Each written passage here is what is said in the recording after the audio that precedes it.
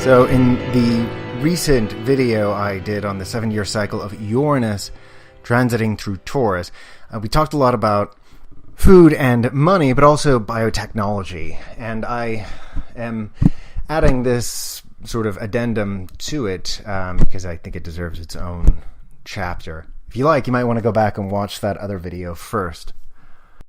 The zodiac sign of Taurus is associated with physicality, embodiment, and the natural world.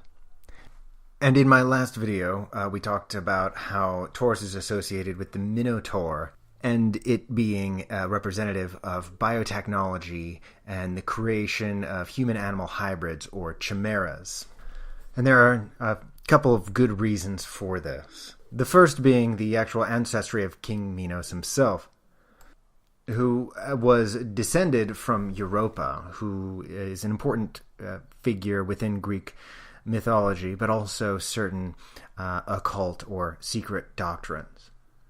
Europa was herself a kind of hybrid, and was abducted by Zeus in the form of a sea bull, or quinotaur, as it's termed.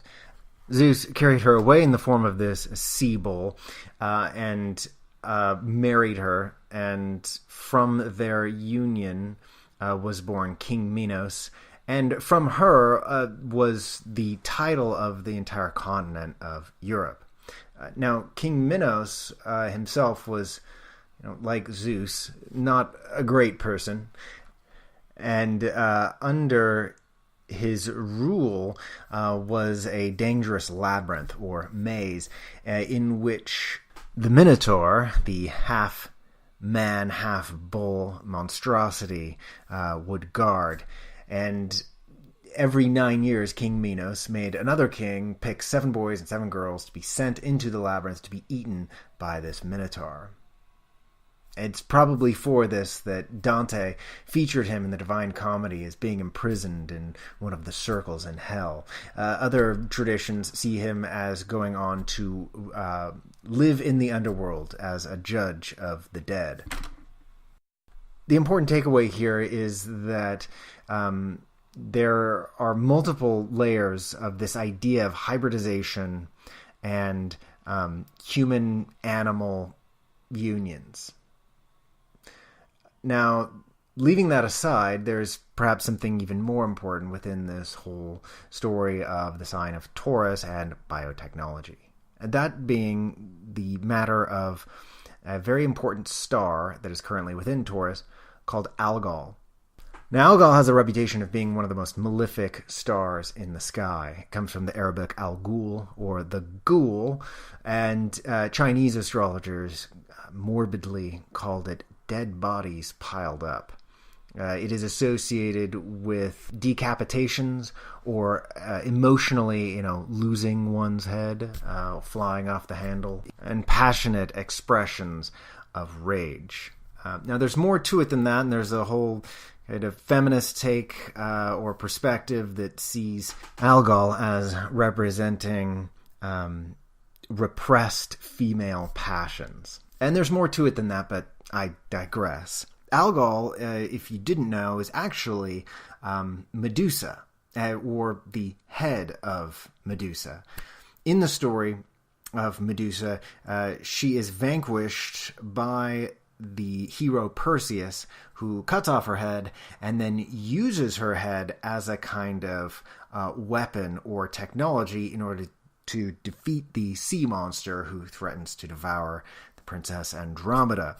And now, as we all know, the Medusa was a creature whose head was, although once very beautiful, is now very frightening, and instead of hair, she has a head full of wriggling snakes, and anyone who beholds her is turned to stone. So how does this relate to biotechnology? Well, if you haven't intuited already, Perseus uses the head of the Medusa as a weapon. This is to say, he uses biology as technology. Now, this might seem like a bit of a stretch, and not many astrologers actually know about this. However, it is within the consciousness of people who are actually working within the fields of biotechnology. as well as those who keep some of this exotic technology secret for the time being and will likely be releasing this into the world over the next few years as Uranus transits through Taurus. So as a first example of what I am speaking of is this scene in the film Elysium. If you haven't seen the film, it's about a breakaway civilization that lives in a kind of gilded space station outside of a very polluted wasteland that is the planet Earth. And in this sort of technological wonderland in outer space, people have the ability to regenerate themselves with these kinds of chambers that they can enter into, which will scan the body and detect any forms of illness or injury and heal them. And as you can see, on this chamber in the film is Algol, the Gorgon's head. Now, obviously, it is a nod to the company Versace, but it's and a lot of people would see that, it's a designer healing pod. Well, they sure picked an appropriate company logo to use for their biotechnological marvel here. Now, before anyone says that I am cherry-picking pop culture to confirm my bias, here is actionbioscience.org, and they actually have an article here talking about how biotech is conceptually foreshadowed by the Greek myths of human-animal hybrids, chimeras, as well as other literary sources such as The Island of Dr. Moreau, the H.G. Wells book that's been adapted into a couple different films. As you can kind of guess from these pictures, it's about a mad scientist who hybridizes humans with animals.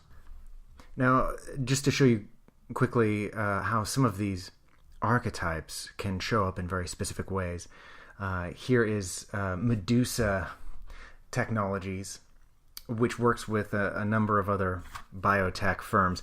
Here is biospace.com, and in this article they are talking about the aforementioned Medusa Medical Technologies. Now, within many of these publications and news reports is the question of ethics regarding chimeras and human-animal hybrids. The thing about Uranus, though, is that it's not really concerned with ethics or rules. Certainly there is a part of Uranus that's about the mentality of a freedom fighter or someone who rails against systemic abuse. But Uranus is about breaking rules, not following them. That's Saturn. And within myths and legends and religious texts, this story of the illegality or ethical violation of hybrids comes up again and again. Not just in the case of the creation of monsters, but in the hybridization of higher and lower species. In the Bible, we have stories of giants that came and intermixed with humans. As a punishment for this intermixing, there was a great flood, and the world had to restart again from the watery deluge. Now, for a few examples of Algol actually showing up in historical events, consider that Mars was conjoined Algol during the bombings of Hiroshima and Nagasaki. And again, in April of 1953, Watson and Crick published their first groundbreaking discovery on the discovery of DNA, the building blocks for our genes. This was at the time when Jupiter was conjunct Algol. And in 1984, the research on the casualties at Hiroshima and Nagasaki led to the Alta Summit. And this began the Human Genome Project. This was while the North Node was conjunct Algol. Then, in the year 2000, when Saturn was conjunct Algol, President Clinton announced the completion of the Human Genome Project. Saturn, as many of you probably know, has to do with completions and endings and confirmations. In 2006, the sequence of the last chromosome was published by the Journal of Nature, and this was while Sun and Mercury were conjunct Algol.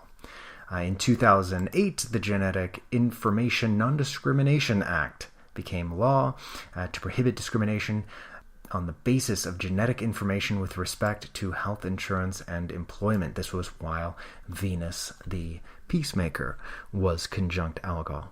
So with some of these examples, you can see Algol is not always purely malefic, although when it is, it can be dreadfully so.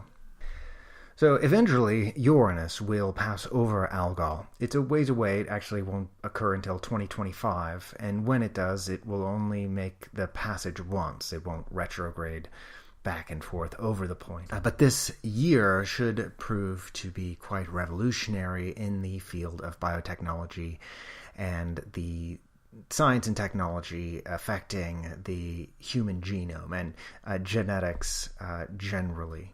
We could see life extension technology finally being released, perhaps even the achievement of near immortality in biological humans and animals. We could see also horrible mutations coming from these kinds of technologies and a real creation of a kind of Frankenstein's monster. There are a number of possibilities, and one thing for sure, Uranus will bring some kind of surprise, even if it is perhaps less surprising for those of us who have been paying attention, surprising to the world at large, for sure.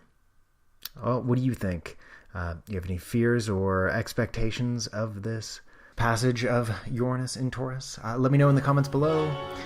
Thanks for watching, and thanks for subscribing, and I look forward to more coming